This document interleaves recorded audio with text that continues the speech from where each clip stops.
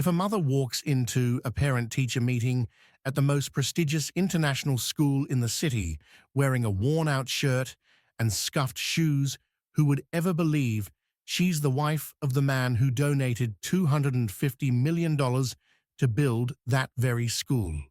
She wasn't welcomed, she was dismissed, mocked, and turned into a joke on social media simply because she didn't look expensive enough. But they forgot one thing: sometimes the quietest woman in the room is the one holding the kind of power that can make the whole world bow. Don't take your eyes off this video, because in just a few minutes, you'll witness how a mother armed with dignity and kindness brings an entire privileged class to its knees right before their own eyes. If you walked into a room where a person's worth was measured by crocodile leather wallets and carrots on the wrist, would you have the courage to carry only kindness and a notebook? Emily Gardner stepped into the auditorium like a silent note in a glittering symphony of social rank. The room resembled a lavish theater: gold-leafed ceilings, baccarat chandeliers sparkling like falling stars, the air thick with French perfume. This wasn't a parent-teacher meeting.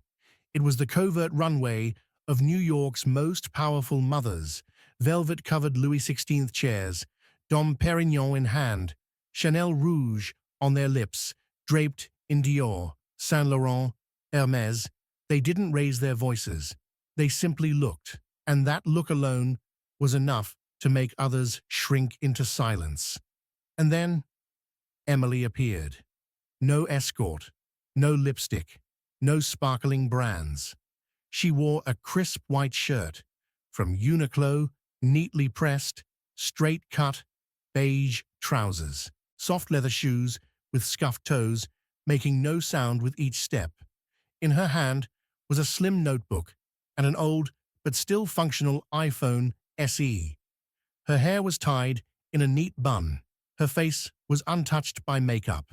Only her eyes, green, like a deep forest, were impossible to look away from. She didn't walk in to stand out. But it was precisely that simplicity that made every head turn. Who is she? Is she one of the office staff?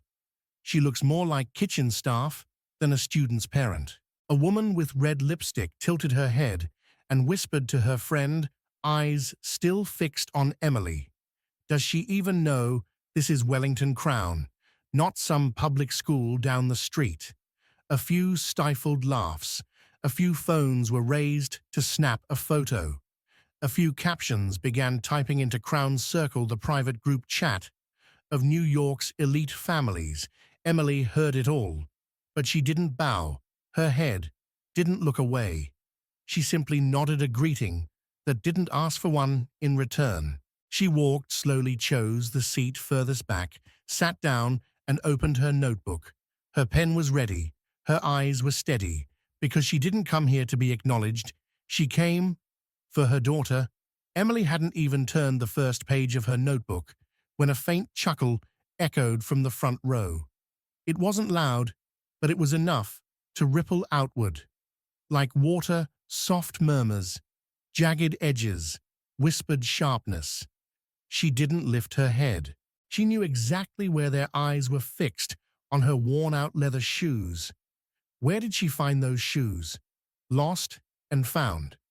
The voice of Victoria, Langford, wife of a Wall Street financial mogul, rang out clearly, just loud enough to ensure everyone heard, but not quite loud enough to be called rude. The room froze for a split second. Then the laughter burst forth, that expensive kind of laughter, not from joy, but from the urge to push someone beneath polished heels, or maybe borrowed from the janitorial staff. Another mother added, her diamond bracelets clinking together like applause for the insult just delivered. Emily sat upright. Her hands rested lightly on her notebook. No frown, no shrug. But something in her gaze began to shift. Not anger, but preparation. A woman in a red Gucci suit walked past the row, accidentally dropping a tissue right at Emily's feet. As she bent down to pick it up, she glanced at the shoes and said loud enough For all to hear, "You should keep this tissue, might come in handy for your next kitchen job interview." The comment was live-streamed straight into the Crown Circle group chat, with the caption, "Guess who brought cafeteria vibes to the gala?" Emily didn't respond. She didn't bend down. She didn't give a single glance to the cruelty being served. But the worst wasn't from the mothers. It came from the very people who wore the school's badge. Tara Lee, the academic advisor, crossed the stage, spotted Emily, and lifted a copy of the meeting program, pretending to read, "Janitor application form. Oh, sorry, wrong person." The room erupted. Phones came out. Cameras recorded. The hashtag Nacha Crown Mismatch started trending on social media. A short clip of Emily mocked, secretly recorded, humiliated, began spreading like breaking news. And Emily sat there, silent. No one knew what lived behind that silence. But she did. She knew she was being placed on the pyre of a world that judged people by logos and price tags, and she knew when that fire burned all the way through, it wouldn't be her who couldn't rise from the ashes. It would be them. The meeting followed its usual script, wealthy parents nodding in polite agreement, discussing early overseas programs, Ivy League prep plans for their children, and the next charity auction, where they'd flaunt their latest couture gowns. Emily sat quietly, like a shadow, at the back of the room, until the name, Lily Gardner, was spoken into the microphone by the head teacher, Veronica Blake, platinum blonde hair, navy blazer, and a voice as cold as steel. "We need to mention a student who frequently cries during class, causes distraction, and struggles to fit in. That student is Lily Gardner." Emily looked up. The air grew heavier, like lead. No other names had been mentioned publicly, but Lily, her only daughter, was being singled out like a disciplinary bulletin. "We've received several reports from classmates that Lily is often irritable, uncommunicative, and overly reactive in class. We're concerned this behavior is affecting the overall environment." A mocking voice rose from the front row. Like mother, like daughter, Emily stood. Her voice wasn't raised, but it was steady, firm, unshakable. "My daughter doesn't cry because she's unstable. She cried because she was locked out of her classroom, because her lunchbox was hidden, because she was shoved into the restroom by the daughters of the people sitting right here." Silence, heavy, crushing. Her words landed like stones in a still pond, bringing to the surface everything they tried to bury. Veronica kept her icy tone, but her voice now carried a slight tremble. Children often have conflicts, but how they respond reflects the values taught at home. She turned directly to Emily and continued, as if delivering the final blow. "Perhaps instead of blaming other children, a parent should ask themselves, what is their child reflecting about their home?" A theatrical ooh rippled from the left side. One person clapped, another chuckled, as if they'd just witnessed a perfectly executed takedown. Then, almost as if the decision had already been made, Veronica said coldly, "To preserve classroom harmony, the board has decided to suspend Lily Gardner for 3 days so the atmosphere can be reset." Emily didn't cry, but her grip on the edge of her notebook tightened, her knuckles white. Her heart felt like it had been drained of blood on the spot. She didn't scream, didn't lash out. She simply opened her phone, typed a single line, and hit send. "Lily was suspended. Just because she doesn't belong to your class." No one noticed. They were too busy laughing, taking photos, and writing captions. "Scholarship drama returns. Stay in your lane." But what they didn't know was that someone had just entered the auditorium, Lily's father, and he wasn't here to stay silent.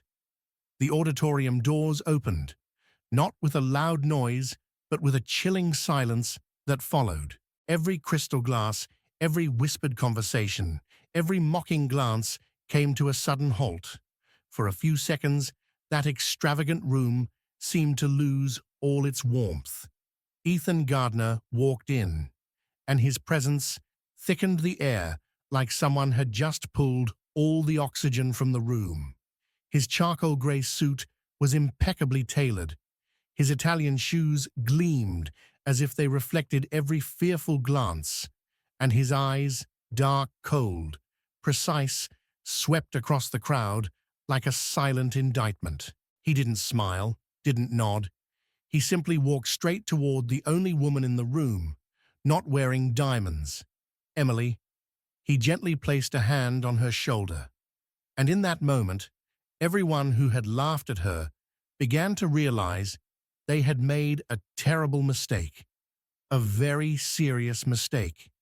Ethan looked up, faced the crowd, and spoke not loudly, but with words that sliced straight through every wall of status and pretense.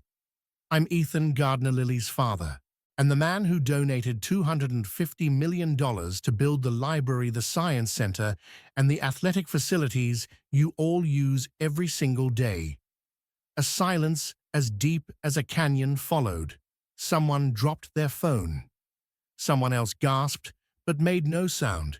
Then he walked up to the stage, uninvited, unapologetic, untouched by the fake etiquette of the elite.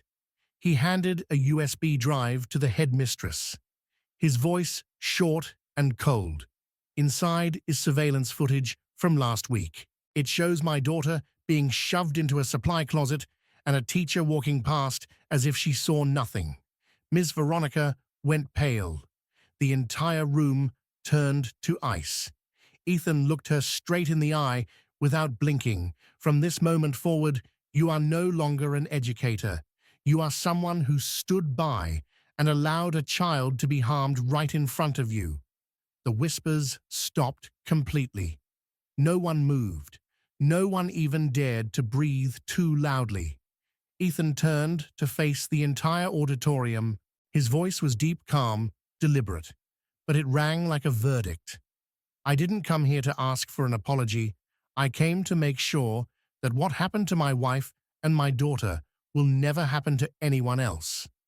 And if that means tearing down this entire system and building it from scratch, I won't hesitate. He took Emily's hand, looked her in the eyes, and walked away.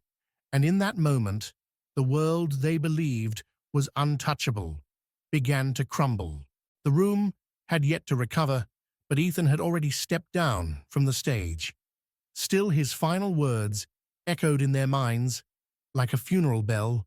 No one spoke, no one laughed anymore. The people who had once snapped photos of Emily, mocked her shoes, called Lily a troublemaker, now sat frozen like wax figures beginning to crack.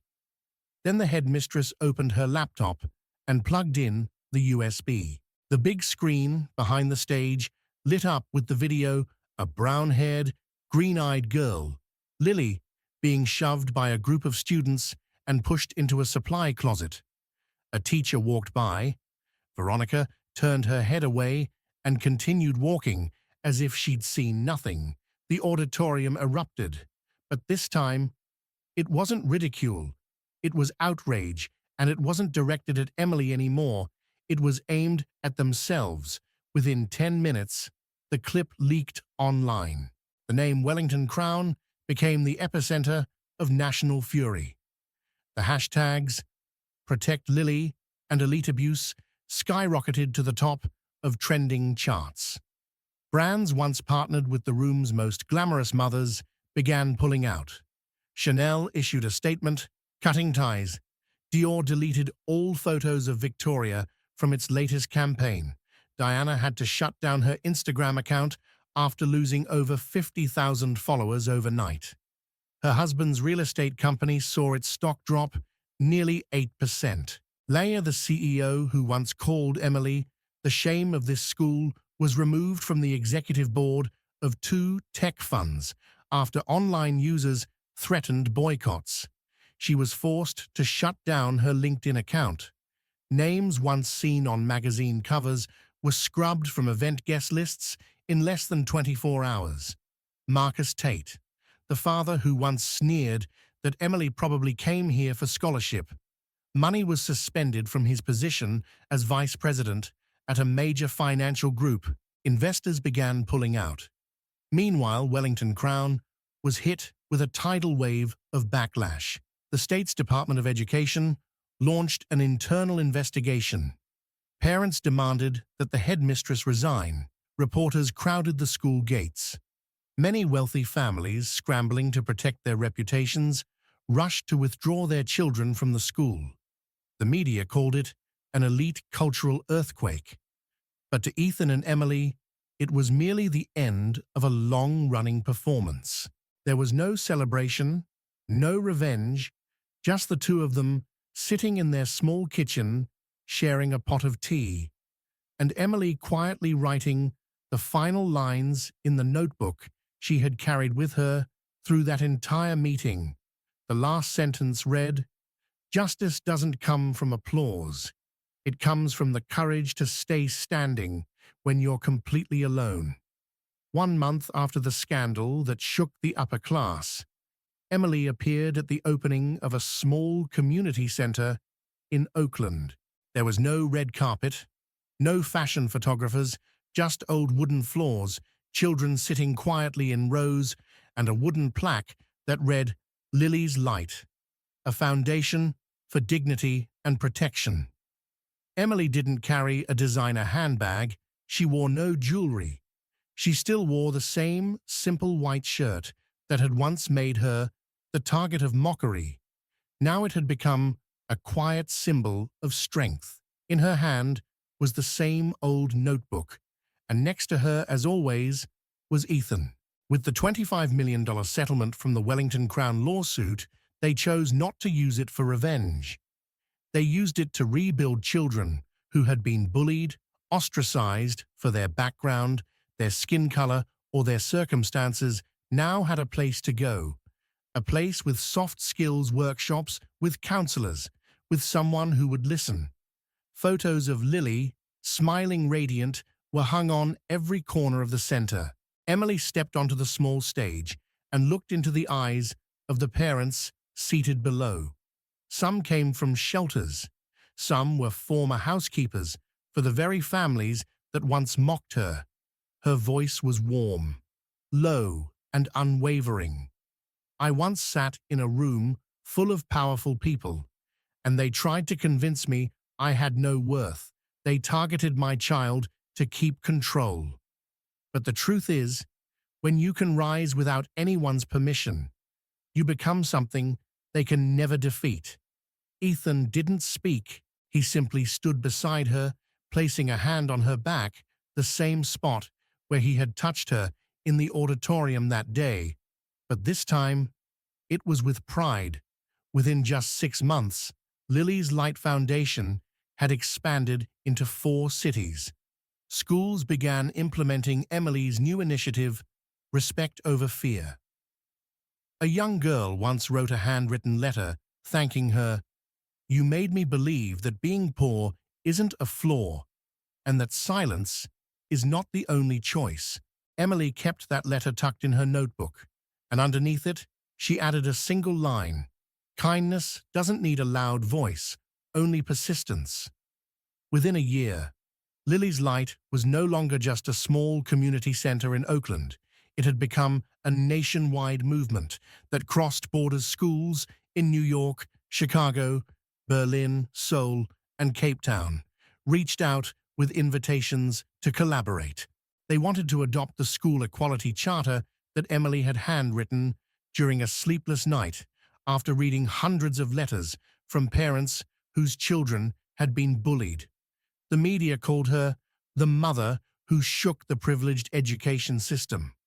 But Emily kept her life quiet and grounded.